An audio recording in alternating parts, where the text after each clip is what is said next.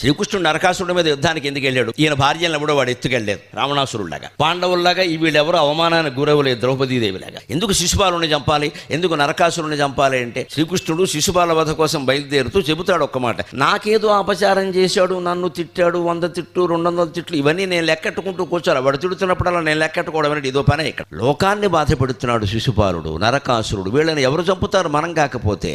అదో దుఃఖాకరోతి మాం, అదే నన్ను ఎక్కువ బాధిస్తుంది. పరమేశ్వరుడు అవతరించింది ఎందుకంటే లోకాన్ని మొత్తం కాపాడడానికి, మేనత్తల్ని మేనమామల్ని తోడల్లోనే కాపాడుకోవడానికి కాదు ఇక్కడ. అందుకే ఎదురుగా పాండవుల మేనమామే శల్యుడు ఉన్నా సరే మాట్లాడకుండా వేసేయమని చెప్పాడు కృష్ణుడు. అంతే. నువ్వు మళ్ళీ ఆలోచిస్తూ ఆయనకి లేదు మేనలుడని, నీకెందుకయ్యా మేనమామను వేసేయి. ఆయన వెళ్ళి కౌరవపక్షంలో చేరతాడా? పాండవులకి ఎవరికి మేనమావండి? ఎంత దుర్మార్గం అండి శల్యుడి ప్రవర్తన. మాద్రికి అన్నగారు, మాద్రి చనిపోయిందా? ఆ పిల్లలు అనాథలయ్యారా? ఆ పిల్లల తరఫున మేనమావ నువ్వు ఉంటావా? వెళ్ళి దుర్యోధనుడు పక్షంలో చేస్తా. బుద్ధి జ్ఞానం ఏమైనా ఉందా ఈ శల్యుడు అన్నవాడు? ఇక వాడు ఎంత ఈ గోడ మీద